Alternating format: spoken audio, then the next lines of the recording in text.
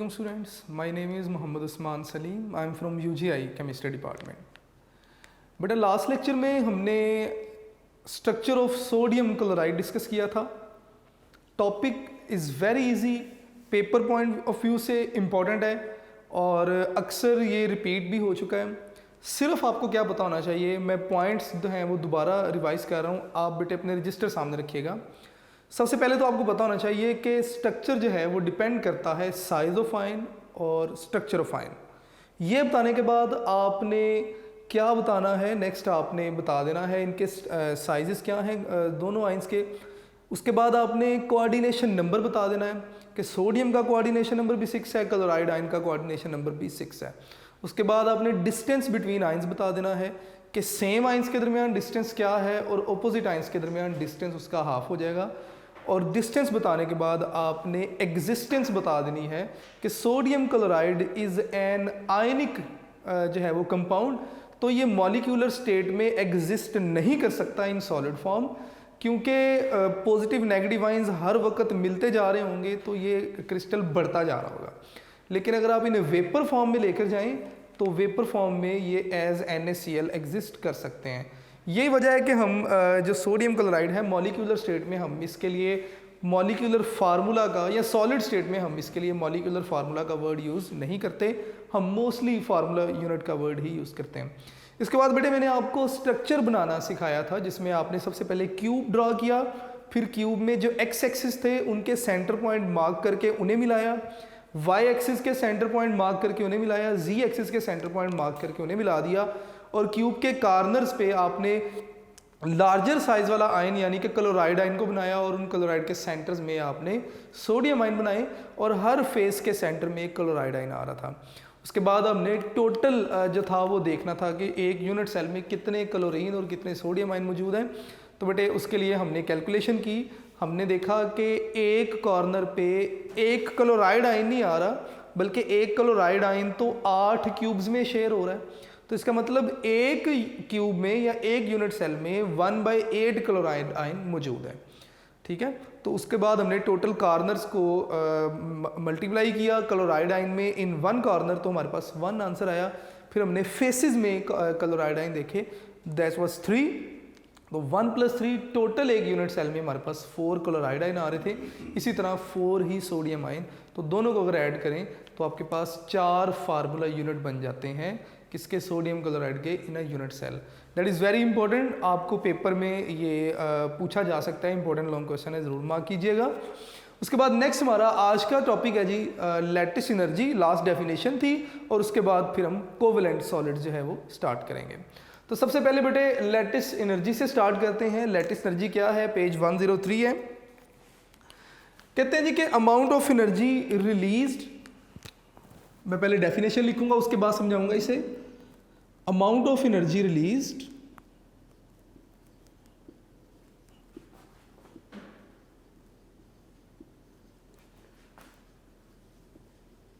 कब जी, when 1 mole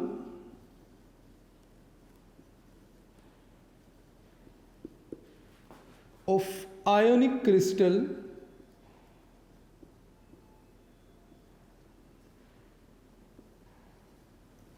formed from ionic crystal formed कहाँ से, from gaseous ions.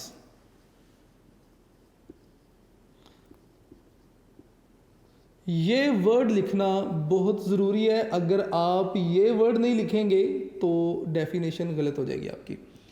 ठीक है, उन्होंने कहा जी कि अमाउंट ऑफ एनर्जी रिलीज्ड कब, जब गैशियस आयंस मिलें और मिल के 1 मोल आयनिक क्रिस्टल बना दें.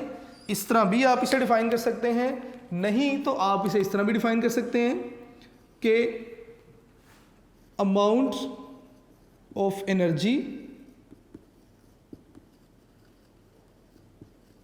Required to break 1 mole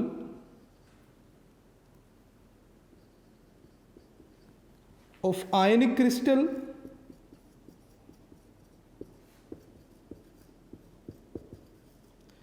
into gaseous ions।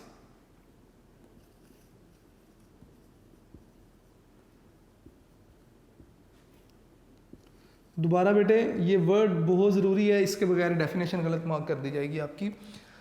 अब होता क्या है, वो कहते हैं जी कि फ़र्ज़ करें कि आपके पास कोई 1 मोल आयोनिक क्रिस्टल है, आप उसे उसके गैशियस आयन में ब्रेक करना चाहते हैं, यानी कि आप उस आयनिक क्रिस्टल को ब्रेक करेंगे इस तरह कि आयंस जो हैं वो गैशियस फॉर्म में सेपरेट हो जाएं। तो इस दौरान जो एनर्जी आपको देनी पड़ेगी वो amount of energy lattice energy कहलाएगी, क्योंकि आपने 1 मोल लैटिस को ब्रेक कर दिया किसमें, आयंस में।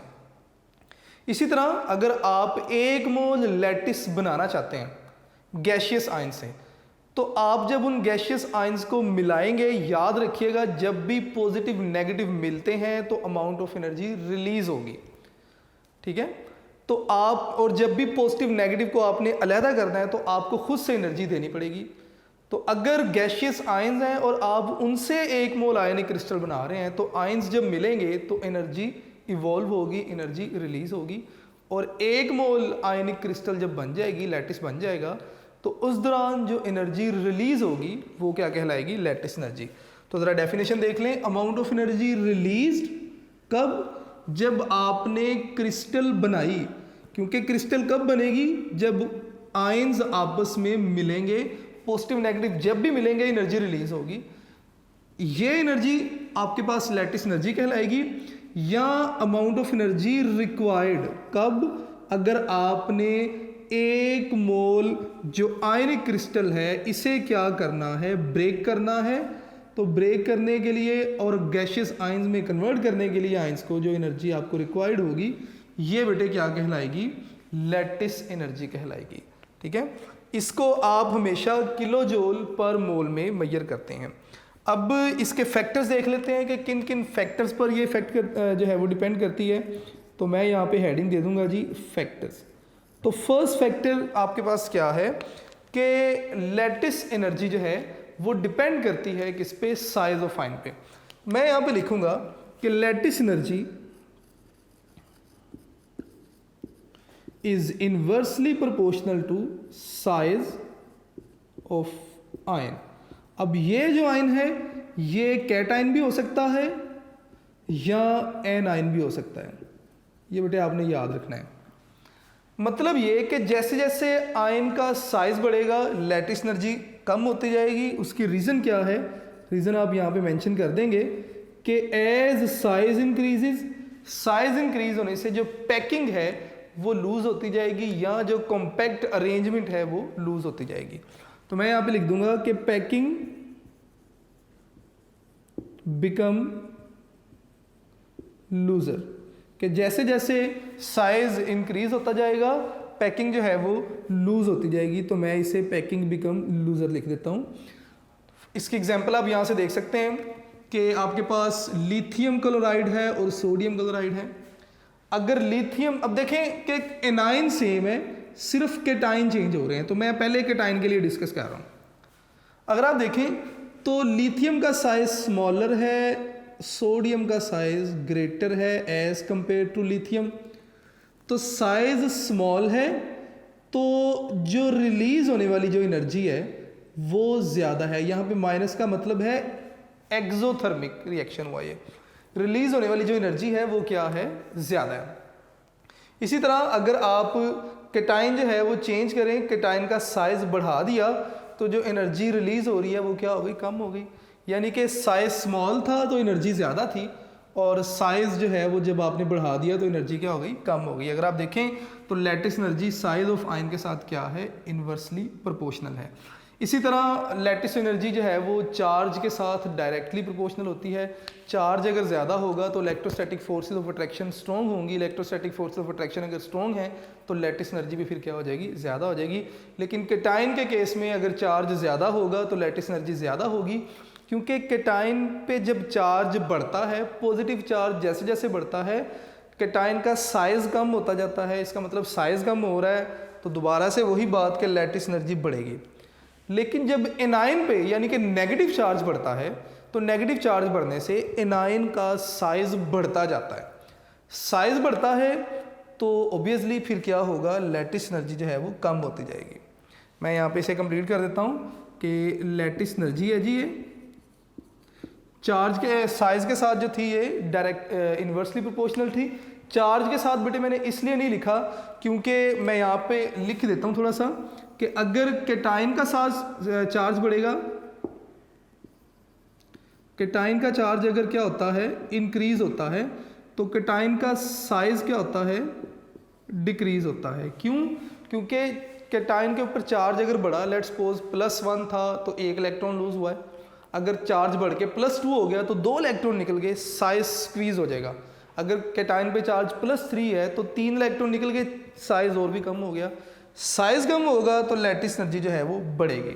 लेकिन अगर हम एनाइन की बात करें तो एनाइन पे अगर चार्ज क्या होता है, इंक्रीज होता है, तो फिर एनाइन का जो साइज है वो क्या होता है, साइज भी इंक्रीज होता है। और अगर साइज इंक्रीज होगा तो ऑब्वियसली लैटिस एनर्जी क्या होती जाएगी, कम होती जाएगी। तो ये बेटे इसकी जो थे वो फैक्टर्स थे। एक इक्वेशन जो मैं नहीं लिख सका यहाँ पे, मैं उस इक्वेशन को यहाँ पे लिख देता हूँ, आप इक्वेशन को नोट कर लीजिएगा। वो कहते हैं जी कि NaCl सॉलिड फॉर्म में है, अगर आप इसे क्या करते हैं, गैशियस आयन में कन्वर्ट कर देते हैं, Na positive plus Cl negative, तो क्या होगा, यहाँ पे भी गैशियस ज़रूर लिखेंगे आप। तो इस दौरान जो एनर्जी आपको देनी पड़ी दैट इज़ 787 किलो जूल पर मोल। वो एनर्जी कितनी होगी, 787 किलो जूल पर मोल, प्लस के साइन के साथ क्योंकि एनर्जी आपने प्रोवाइड की। और अगर आप गैशियस आयन को मिलाते हैं और 1 मोल आयनिक क्रिस्टल बना लेते हैं, ठीक है, तो अब आयंस को मिलाया, जब आयंस मिलेंगे तो एनर्जी रिलीज होगी। यहाँ पे आपने जब आयन को ब्रेक किया तो एनर्जी आपने प्रोवाइड की, मैं यहाँ पे लिख देता हूँ जी कि एनर्जी आपने प्रोवाइड की। और जब आपने आयंस को मिलाया और मिलाने से क्रिस्टल बनाई तो एनर्जी यहाँ पे क्या हुई, रिलीज हुई। तो जब आपने एनर्जी दी तो प्लस के साइन के साथ, जब एनर्जी रिलीज हुई तो माइनस के साइन के साथ। आप अपनी बुक पे +-787 लिख लीजिएगा, कुछ बुक्स पे +787 है और कुछ बुक्स पे जो है वो दोनों तरह लिखा हुआ है, तो आप इसे कंप्लीट कर लीजिएगा। चलो बेटे नेक्स्ट हम आगे चलते हैं जी, बात को लेकर हमारा next topic is covalent solids. Covalent solids हैं जी नेक्स्ट।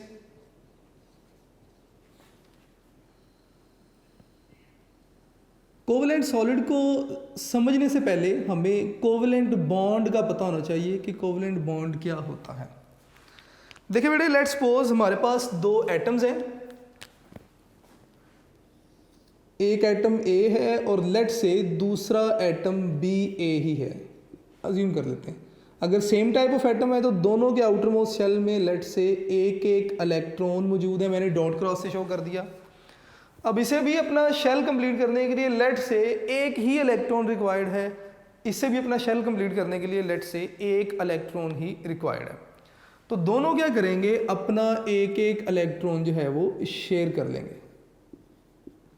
मैं डॉट और क्रॉस से इलेक्ट्रॉन दिखा दिया। अब ये इलेक्ट्रॉन एक बार इस एटम के पास आएंगे, ये स्टेबल है, और ये इलेक्ट्रॉन एक बार इस एटम के पास आएंगे तो ये भी स्टेबल है। तो दोनों ने स्टेबल होने के लिए अपने इलेक्ट्रॉन जो थे वो शेयर कर लिए। तो इस तरह का जो बॉन्ड होता है due to sharing of electron, इस तरह के बॉन्ड को हम कोवेलेंट बॉन्ड कहते हैं, और ये यूजुअली एटम्स के दरमियान होता है।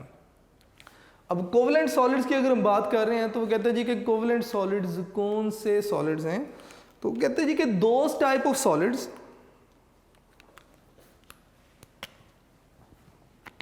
सॉरी डेफिनेशन लिखेंगे सबसे पहले इसकी। दोज कोवेलेंट सॉलिड या those crystalline solids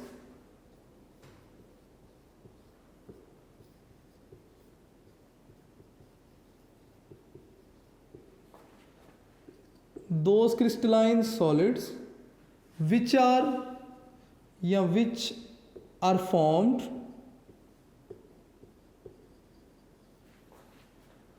due to the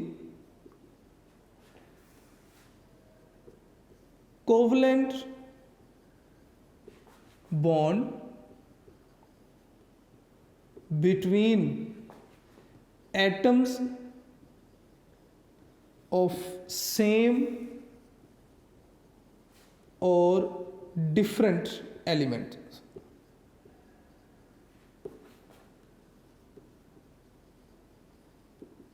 is called are called covalent solids. तो मैं इसे कंप्लीट कर देता हूं। आर कॉल्ड,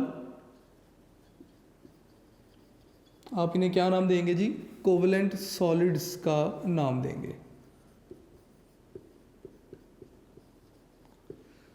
लें जी, इसकी डेफिनेशन को जरा मार्क कर लेते हैं कीवर्ड्स को। उसने कहा जी कि वो क्रिस्टलाइन सॉलिड्स जो कि बने हैं किस वजह से?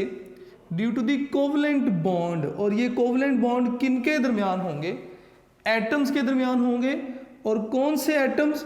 सेम या डिफरेंट एलिमेंट्स के एटम्स। अब आप कहेंगे सर एलिमेंट और एटम में क्या डिफरेंस है? देखिए बेटे, अगर मैं हाइड्रोजन की बात करता हूँ, हाइड्रोजन तो खैर गैस है, अगर मैं लेट से कार्बन की बात करता हूँ, तो ये जो कोवलेंट बॉन्ड है ये सारे के सारे सिर्फ कार्बन कार्बन एटम्स में अगर होंगे तो सेम एलिमेंट के एटम्स हैं, क्योंकि कार्बन एक एलिमेंट है और कार्बन कार्बन एटम्स ही अगर मिलते जाते हैं तो सेम एलिमेंट के एटम्स मिले। और अगर लेट से ये एलिमेंट जो है वो डिफरेंट एटम्स डिफरेंट एलिमेंट से हैं, तो लेट से जैसे सिलिकॉन कार्बाइड है, तो सिलिकॉन एक एलिमेंट है और कार्बन दूसरा एलिमेंट है, तो दो डिफरेंट एलिमेंट्स के एटम्स मिले, सिलिकॉन और कार्बन मिले और एक कोवलेंट जो है वो जाइंट सा स्ट्रक्चर बना दिया, तो ये भी आपके पास कोवलेंट सॉलिड ही होंगे। लेकिन इसमें जो कोवलेंट बॉन्ड थे बिटवीन एटम्स, और कौन से एटम? जो डिफरेंट एलिमेंट्स के एटम्स थे। अब एटम्स के दरमियान बॉन्डिंग की वजह से बन रहा है, तो इस वजह से आप इसे जो है वो एटॉमिक सॉलिड्स का नाम भी दे सकते हैं। तो मैं यहाँ पे लिख देता हूँ कि आल्सो कॉल्ड एटॉमिक सॉलिड्स। आप इन्हें एटॉमिक सॉलिड्स का नाम भी दे सकते हैं। अब इसकी एग्जांपल अगर आप देखना चाहें कोवलेंट सॉलिड्स की, तो इसकी एग्जांपल में आपके पास बहुत सारे जो है वो नंबर ऑफ एग्जांपल्स मौजूद हैं। जैसे डायमंड है, मैं डायमंड सबसे पहले इसलिए लिख रहा हूँ क्योंकि हम पढ़ेंगे भी इसे, ठीक है। इसी तरह ग्रेफाइट है, ग्रेफाइट के बाद सिलिकॉन कार्बाइड आ जाता है, एल्यूमिनियम नाइट्राइड आ जाता है, बोरोन नाइट्राइड आ जाता है। नंबर ऑफ एग्जांपल जो हैं वो इनकी मौजूद हैं। अब हम कोवलेंट सॉलिड्स की डायरेक्ट टाइप्स के ऊपर बात करेंगे। तो टाइप्स जो हैं वो इसकी दो टाइप्स हैं कोवलेंट सॉलिड्स की, और वो कौन कौन सी हैं दोनों को हम बारी बारी देख लेंगे। तो सबसे पहले तो वो कहता है जी कि जाइंट स्ट्रक्चर। ऐसे कोवलेंट सॉलिड्स, मैं पहले लिख देता हूं जी, जाइंट स्ट्रक्चर्स। जाइंट स्ट्रक्चर में क्या होता है कि जो एटम्स कोवलेंट बॉन्ड्स बना के मिल रहे हैं वो इस तरह मिलते हैं कि they form a giant structure. तो इस तरह को जो कोवलेंट सॉलिड है वो जाइंट स्ट्रक्चर की क्लास में आ जाएंगे। इसकी एग्जांपल में अगर आप देखना चाहें तो डायमंड इसकी एग्जांपल में आ जाता है जी।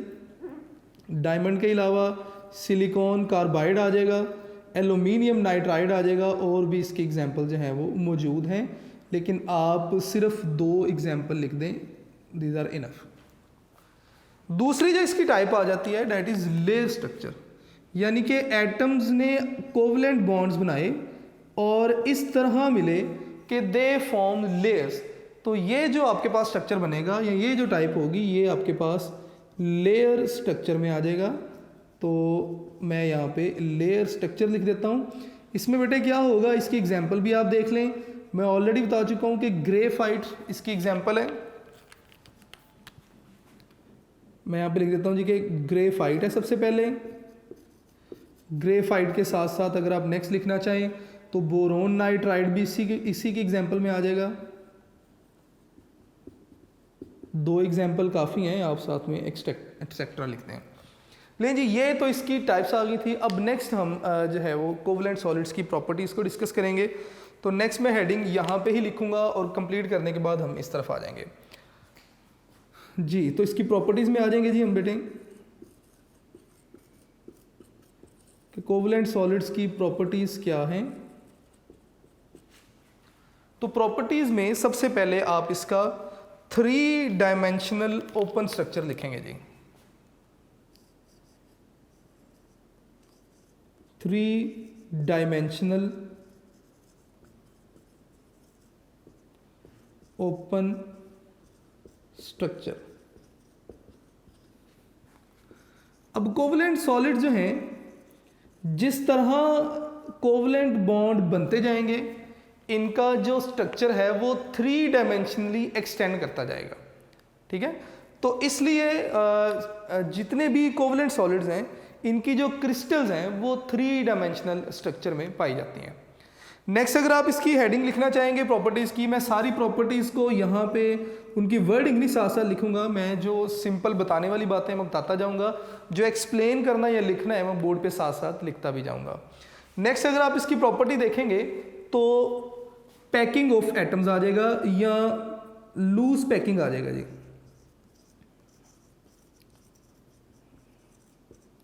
नेक्स्ट हेडिंग में बेटे आप लिखेंगे कि लूज पैकिंग ऑफ एटम्स, और ये लूज पैकिंग जो है वो as compare to ionic solids उन्होंने बात की हुई है।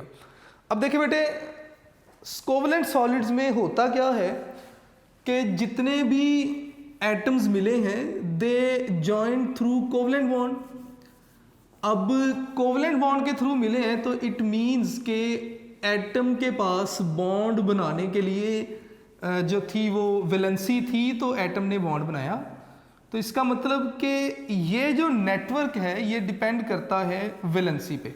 अगर एटम के पास वैलेंसी है बॉन्ड बनाने के लिए तो एटम जो है वो बॉन्ड बनाएगा। तो इट मीन्स कि इनकी पैकिंग जो है वो डिपेंड करती है वैलेंसी ऑफ एटम पे, और वैलेंसीज जो हैं वो डायरेक्शनल होती हैं। फॉर एग्जांपल कि अगर किसी एटम ने खैर ये सारी चीज़ें तो अगर मैं स्टार्ट में भी आपको बताऊंगा तो थोड़ा सा मुश्किल हो जाएगा आपके लिए। खैर हाइब्रिडाइजेशन में आप ये चीज़ें सारी सीखेंगे भी, और नेक्स्ट जो आपका टॉपिक आ रहा है डायमंड का स्ट्रक्चर, उसमें भी मैं थोड़ा सा हाइब्रिडाइजेशन के ऊपर बात करूँगा। तो फिलहाल आप ये याद रखेंगे कि जो वैलेंसी है वो क्या होती है, डायरेक्शनल होती हैं। तो डायरेक्शनल है तो इसका मतलब स्पेसिफिक डायरेक्शन में बॉन्ड बनेंगे।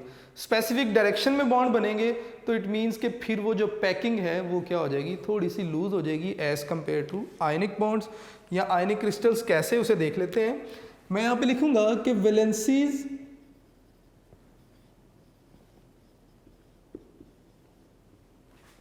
ऑफ कोवलेंट सॉलिड्स या वैलेंसीज ऑफ एटम्स लिख देते हैं। कोवलेंट सॉलिड के ऊपर बाद में बात करेंगे। Valencies of atoms are directional. Directional से क्या मुराद है, लेट्स सपोज कार्बन है, मैं कार्बन की बात करता हूँ। कार्बन टेट्राहेड्रल स्ट्रक्चर बनाता है। इसका मतलब कार्बन इस तरफ से बाकी डायमंड के ही केस में बाकी कार्बन से अटैच होगा। लेट्स से इस तरफ से कार्बन अटैच होगा बाकी कार्बन के साथ, इसी तरह इधर से भी नेक्स्ट कार्बन के साथ अटैच होता जाएगा, ये नेक्स्ट कार्बन के साथ, और ये जो स्ट्रक्चर है आगे बढ़ता जाएगा। अब अगर आप आयनिक क्रिस्टल्स के लिए देखें तो उसमें क्या था कि पॉजिटिव और नेगेटिव, पॉजिटिव और नेगेटिव, इसी तरह नेगेटिव और पॉजिटिव, नेगेटिव और पॉजिटिव। तो यहाँ पे दोनों केसेस में अगर आप पैकिंग देखें तो आयनिक क्रिस्टल की जो पैकिंग है वो ज़्यादा कॉम्पैक्ट है as compare to covalent crystals. तो क्यों? क्योंकि ये जो वैलेंसीज हैं ये डायरेक्शनल है, स्पेसिफिक डायरेक्शन में नेक्स्ट बॉन्ड बनेगा। तो जब स्पेसिफिक डायरेक्शन में बॉन्ड बनेंगे तो जो पैकिंग है वो कंपैरेटिवली क्या हो जाएगी, लूज हो जाएगी। किसके कंपैरेटिवली? आयनिक क्रिस्टल्स के। तो इस तरह आप बता सकते हैं कि इनकी जो पैकिंग है वो लूज है due to the valencies of atoms, और वो जो वैलेंसीज हैं वो क्या हैं, डायरेक्शनल हैं, and packing become looser as compare to ionic crystal. इसके बाद बेटे नेक्स्ट आप क्या बताएंगे जी, नेक्स्ट हेडिंग में आप हार्डनेस बता दें कि जो कोवलेंट सॉलिड्स हैं आर वेरी हार्ड, या ये मैं सिंपल यहाँ पे लिख देता हूँ कि वेरी हार्ड। और ये हार्ड क्यों होते हैं? क्योंकि जितने भी बॉन्ड्स हैं वो कोवलेंट बॉन्ड हैं, और कोवलेंट बॉन्ड का एक बहुत बड़ा जब नेटवर्क बन जाता है तो उस नेटवर्क को ब्रेक करना आपके लिए मुश्किल हो जाता है। तो इस तरह कोवलेंट सॉलिड जो हैं वो हार्ड होते हैं। अब मैं जो वर्ड यूज़ कर रहा हूँ तकरीबन यही वर्ड सारी प्रॉपर्टीज़ में यूज़ होने हैं कि कोवलेंट सॉलिड्स के केस में तमाम एटम्स के दरमियान कोवलेंट बॉन्ड मौजूद हैं। अब ये कोवलेंट बॉन्ड्स जैसे जैसे बनते जाते हैं तो ओवरऑल ये कोवलेंट जो नेटवर्क आपके पास बन जाता है ये काफ़ी बहुत ज़्यादा स्ट्रॉन्ग हो जाता है। बहुत ज़्यादा स्ट्रॉन्ग होने की वजह से जो ओवरऑल जो क्रिस्टल है ये भी क्या हो जाती है जी, हार्ड हो जाती है। तो मैं यहाँ पे लिख दूंगा जी कि वेरी हार्ड क्यों, due to strong covalent network, कि ये जो आपके पास कोवलेंट नेटवर्क बन गया ये स्ट्रॉन्ग कोवलेंट नेटवर्क की वजह से हार्ड होते हैं। मेल्टिंग और boiling point, melting and boiling point ये क्या होते हैं जी, इनके हाई होते हैं। ओबियसली अगर इनका नेटवर्क जो है कोवलेंट बॉन्ड का स्ट्रॉन्ग हो गया तो इनके मेल्टिंग और बॉइलिंग पॉइंट भी क्या हो जाएंगे जी, हाई हो जाएंगे। मेल्टिंग बॉइलिंग पॉइंट हाई है तो इसका मतलब इनकी वोलेटिलिटी जो है वो क्या हो जाएगी जी, लो हो जाएगी। तो मैंने यहाँ पे लिख दिया जी कि वोलेटिलिटी क्या हो गई, लो हो गई। वोलेटिलिटी के बारे में बताने के बाद आपने कंडक्शन के बारे में बता देना है कि इनकी कंडक्शन जो है वो किस तरह है।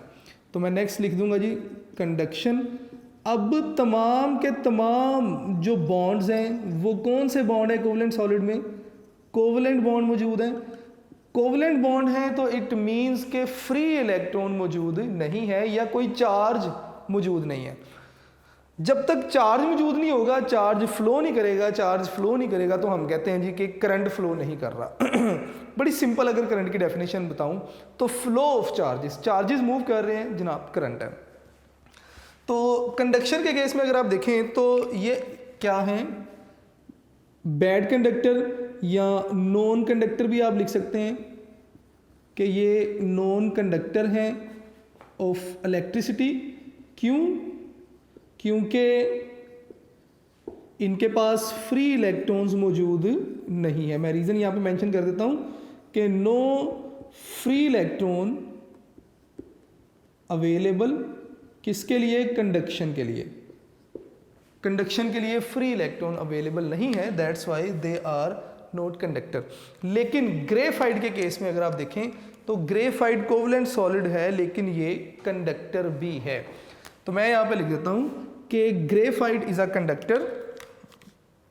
चले मैं ग्रीन से ही लिख देता हूँ। ग्रेफाइट जो है is a conductor. Graphite conductor क्यों है, ये बेटा एक जो है वो यूनिक केस है कोवलेंट सॉलिड के केस में कि ये कंडक्टर है। अब ये कंडक्टर क्यों है, इट इज़ जो है वो क्योंकि इसका स्ट्रक्चर ही कुछ इस तरह है कि ये कंडक्टर है। कैसे, ग्रेफाइट को अगर हम देखें तो कार्बन से मिलकर बना हुआ है। कार्बन 4 बॉन्ड बना सकता है। मैं यहाँ पे बेटे आपकी आसानी के लिए सिंपल बातें यहाँ पे लिख रहा हूँ। कार्बन कितने बॉन्ड बना सकता है, 4 बॉन्ड्स बना सकता है, ठीक है। लेकिन ग्रेफाइट में कार्बन ने कितने बॉन्ड बनाए, कार्बन ने बनाए जी 3 बॉन्ड। 3 बॉन्ड बनाए तो इसका मतलब 1 इलेक्ट्रॉन इज फ्री। मैं यहाँ पे लिख देता हूँ कि 1 इलेक्ट्रॉन फ्री, 1 इलेक्ट्रॉन कार्बन के पास जो है वो फ्री है। अब कार्बन की जो हाइब्रिडाइजेशन है वो कौन सी है, sp2 इन ग्रेफाइट। ये बेटे आपने याद रखना है, इन ग्रेफाइट कार्बन की हाइब्रिडाइजेशन sp2 है। हाइब्रिडाइजेशन मैंने पहले भी कहा, मैं डायमंड में जाके बात भी करूंगा इसके ऊपर। अब होता क्या है, अगर आप ग्रेफाइट का स्ट्रक्चर देखें तो लेयर स्ट्रक्चर है, यानी कि अगर ये कार्बन है, ये कार्बन है, ये जनाब आपके पास इस तरह लेयर बनती जाएगी। इसी तरह नेक्स्ट आगे आप इस लेयर को एक्सटेंड करते जाएं, ठीक है। और मैं इस लेयर को इस तरह यहाँ से भी एक्सटेंड कर देता हूँ। इसी तरह आप आगे भी जा सकते हैं। तो एक लेयर कार्बन की ये हो जाएगी, ठीक है। इसी तरह नीचे भी लेयर्स मौजूद होती हैं कार्बन की, क्योंकि लेयर स्ट्रक्चर है तो it is in the layer form. ऐसे ही आप एक लेयर जो है वो कार्बन की इस तरफ बना देंगे। ये बुक में नहीं है लेकिन बेटे थोड़ा सा मैं चाह रहा हूँ कि आपको आइडिया हो जाए इसके स्ट्रक्चर का, तो मैं इसलिए इसको जो है वो लिख रहा हूँ इस तरह। अब ये इसी तरह लेयर्स आप बनाते जाएं तो ग्रेफाइट में या ग्रेफाइट का जो स्ट्रक्चर है वो लेयर स्ट्रक्चर है। यहाँ पे 3 बॉन्ड तो बन गए। जो एक इलेक्ट्रॉन फ्री है उसका जो ऑर्बिटल है वो हर कॉर्नर पे कार्बन मौजूद है, और उस कॉर्नर का जो फ्री इलेक्ट्रॉन वाला ऑर्बिटल है वो इस तरह है। अब ये electron with in these orbital जिधर मर्जी जो है वो मूव कर सकते हैं, तो हम कहते हैं जी कि डी लोकलाइज इलेक्ट्रॉन है। लोकलाइज इलेक्ट्रॉन वो होते हैं जिनका हमें पता हो कि इलेक्ट्रॉन यहाँ पर ही पाया जाएगा, इसी ऑर्बिटल में पाया जाएगा। लेकिन मैंने कहा जी कि ये जो फ्री इलेक्ट्रॉन्स हैं ये इनमें से किसी भी ऑर्बिटल में जिधर मर्जी मूव कर सकते हैं, तो इसका मतलब ये डी लोकलाइज इलेक्ट्रॉन है। जब आप इसको क्या करते हैं जी, ग्रेफाइट को आप पॉजिटिव और नेगेटिव टर्मिनल के साथ अटैच करते हैं, लेट्स सपोज ये नेगेटिव है ये पॉजिटिव है, तो फ्री इलेक्ट्रॉन्स पॉजिटिव की तरफ मूव करना शुरू कर देंगे। तो इस तरह ग्रेफाइट में से कंडक्शन होगी। लेकिन याद रखिएगा कि ग्रेफाइट पैरेलल वे में कंडक्शन करेगा, लेयर्स के साथ परपेंडिकुलर वे में कंडक्शन नहीं करेगा। मैं यहाँ पे डायग्राम से बता देता हूँ कि पैरेलल वे में कंडक्शन होगी लेकिन परपेंडिकुलर वे में कंडक्शन नहीं होगी। क्यों? क्योंकि इलेक्ट्रॉन्स के लिए लेयर टू लेयर मूव करने के लिए कोई मीडियम मौजूद नहीं है, तो लिहाजा परपेंडिकुलर वे में कंडक्शन जो है वो नहीं होती। तो मैं यहाँ पे लिख दूंगा कि ग्रेफाइट जो है वो क्या है, कंडक्टर पैरेलल टू लेयर्स,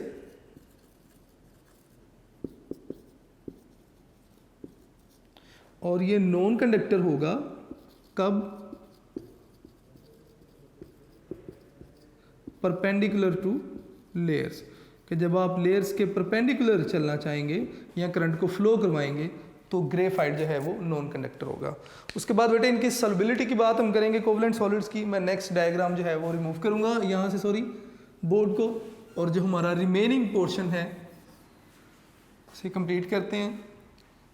अब कोवलेंट सॉलिड जो हैं ये नॉन पोलर हैं, तो ऑब्वियसली ये नॉन पोलर सॉल्वेंट में ही डिसॉल्व होंगे, पोलर सॉल्वेंट में ये डिसॉल्व नहीं होंगे। तो मैं यहाँ पे लिख देता हूँ नेक्स्ट हेडिंग सॉल्युबिलिटी।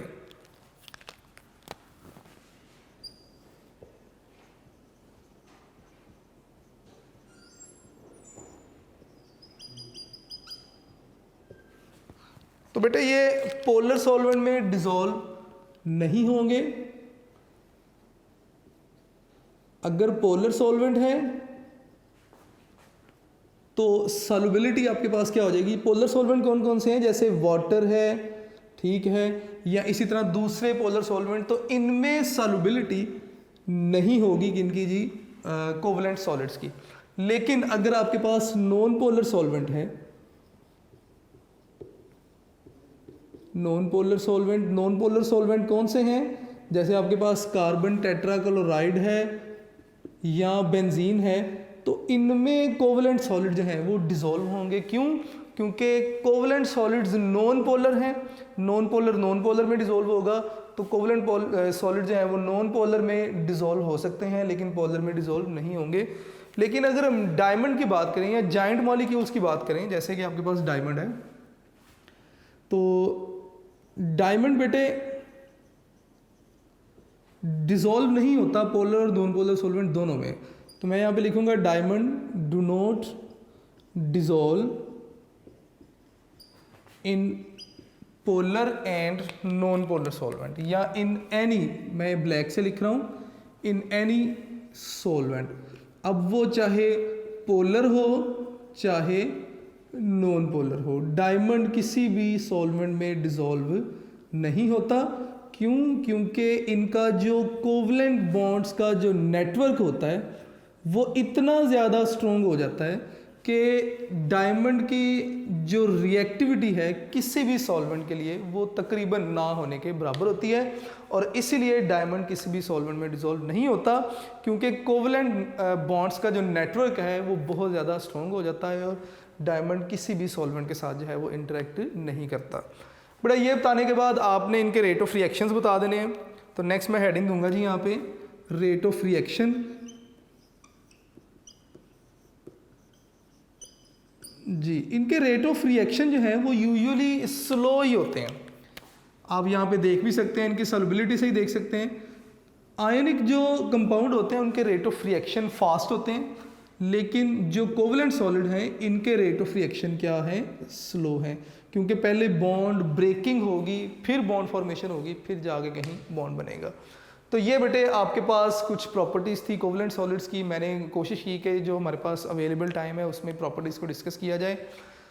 बेटा ये आपके पास कुछ प्रॉपर्टीज़ थी कोवलेंट सॉलिड्स की, जिन्हें आप एटॉमिक सॉलिड्स भी कह सकते हैं। तो एक पोर्शन रह गया हमारे पास, स्ट्रक्चर ऑफ डायमंड। तो मैं स्ट्रक्चर ऑफ डायमंड को नेक्स्ट लेक्चर के साथ जो है वो अटैच करूँगा। तो आपने बेटे कोशिश करनी है, अपने लेक्चर नोट्स ज़रूर बनाएंगे और यूनिक नोट्स को आप साथ साथ ज़रूर देखते जाएं। अपनी प्रिपरेशन को जो है वो बिल्कुल ऐसे ही आप डेली प्रिपेयर करें अपने लेक्चर्स को, कि जैसे आप एग्ज़ाम के बहुत ज़्यादा करीब हैं, तो इंशाल्लाह चीज़ें जो हैं वो आपके लिए आसान होती जाएंगी। नेक्स्ट लेक्चर में इंशाल्लाह बेटा नेक्स्ट टॉपिक के साथ हाजिर होंगे। अपना ढेर सारा ख्याल रखिएगा जी। थैंक यू, अल्लाह हाफिज़।